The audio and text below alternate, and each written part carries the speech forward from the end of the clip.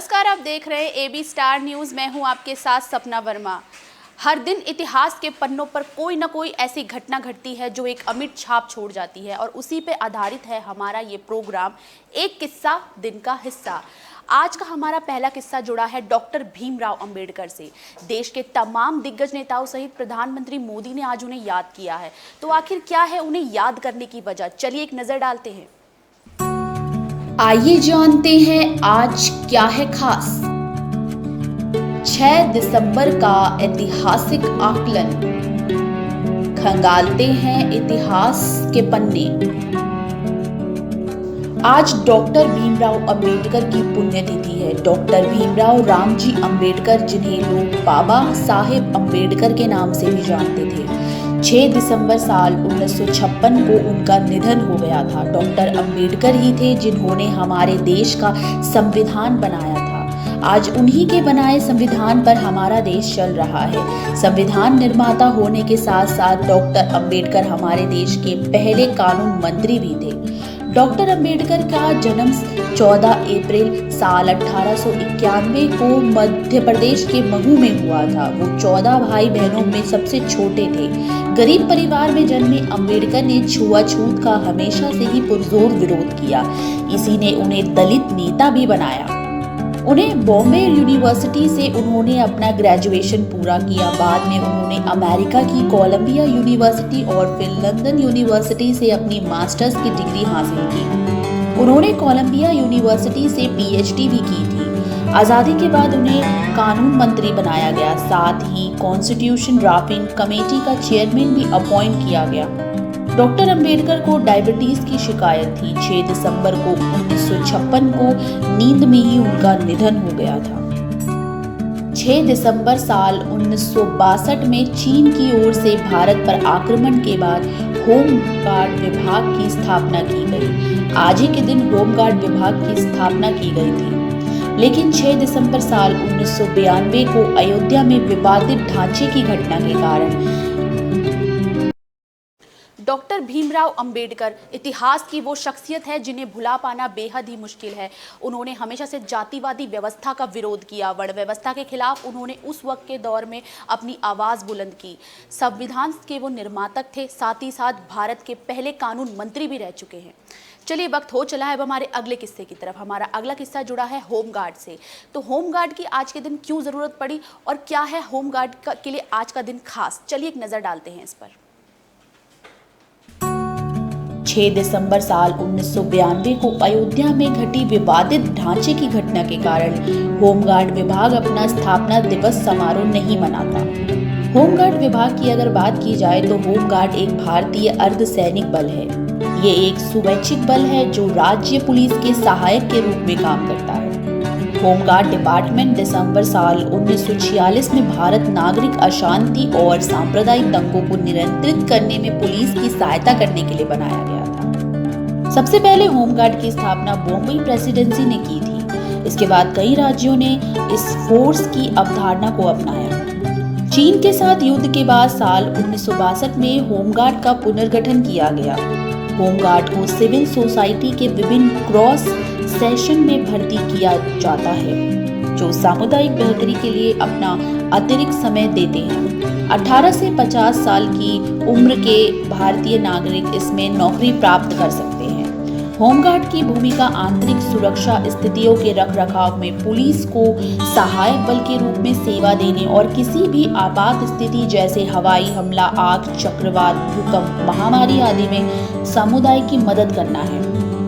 इसके अलावा होमगार्ड का काम आवश्यक सेवाओं के रखरखाव में मदद करना है, सांप्रदायिक सद्भावना को बढ़ावा देना है और कमजोर वर्गों की रक्षा में प्रशासन की सहायता करना है।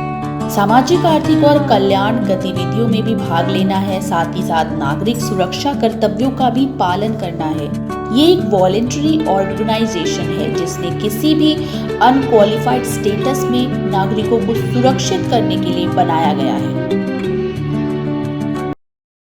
होमगार्ड विभाग जिसकी स्थापना भारत में आज ही के दिन की गई थी, इसका मकसद विश्व में शांति कायम करना है।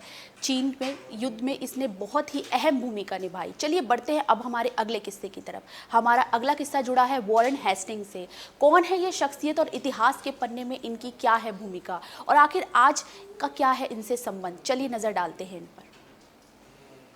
6 दिसंबर साल 1732 का वो दौर जब वॉरेन हेस्टिंग्स का जन्म हुआ था। इस तरह साल 1772 से 1785 तक वो भारत के प्रथम वास्तविक गवर्नर जनरल रहे। साल 1750 ईस्वी में Warren Hastings east India company के एक क्लर्क के रूप में कलकत्ता पहुंचे और कार्यकुशलता के कारण शीघ्र ही वो कासिम बाजार का अध्यक्ष बन बैठे। साल 1772 में इन्हें बंगाल का गवर्नर बनाया गया। साल 1773 के रेगुलेटिंग एक्ट के द्वारा उसे 1774 में बंगाल का गवर्नर जनरल नियुक्त किया गया। अपने प्रशासनिक सुधार के अंतर्गत वॉरेन हेस्टिंग ने सर्वप्रथम 1772 में कोर्ट ऑफ डायरेक्टर्स के आदेश अनुसार बंगाल से द्वैध शासन प्रणाली की समाप्ति की घोषणा की और सरकारी खजाने का स्थानांतरण मुर्शिदाबाद से कलकत्ता किया। हेस्टिंग का विचार था कि समस्त भूमि शासक की है।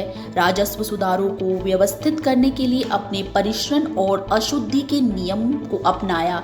राजस्व सुधार के अंतर्गत वॉरेन हेस्टिंग ने राजस्व की वसूली का अधिकार कंपनी के अधीन कर दिया था और राजस्व वसूली से सहायता देने वाले 2 भारतीय उपदीवानों मोहम्मद रजा खान और राजा खिताब राय को पदच्युत कर दिया।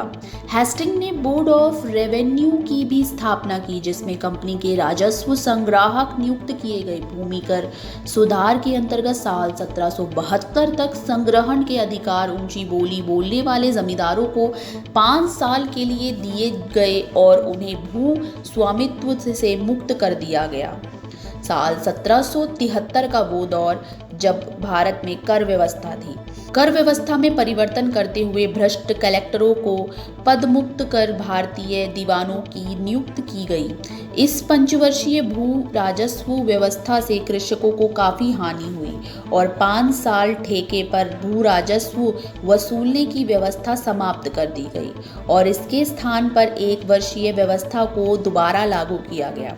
राजस्व वसूली के अधिकार नीलाम कर दिए गए। साथ ही जमींदारों पर अब पहले से अधिक विश्वास हो गया। साल 1781 में परिवर्तन के अंतर्गत प्रांतीय परिषद समाप्त कर दिया गया और कलेक्टरों को पुनः जिले में नियुक्त किया गया। वॉरेन हेस्टिंग के समय में रेगुलेटिंग एक्ट के तहत 1774 में कलकत्ता में एक सर्वोच्च न्यायालय की स्थापना की गई जिसका अधिकार क्षेत्र कलकत्ता था। कलकत्ता में रहने वाले सभी भारतीय और अंग्रेज इसकी परिधि में थे। कलकत्ता से बाहर के मामले में तभी सुनवाई होती थी जब दोनों पक्ष सहमत हो। इस न्यायालय में न्याय अंग्रेजों के द्वारा किया जाता।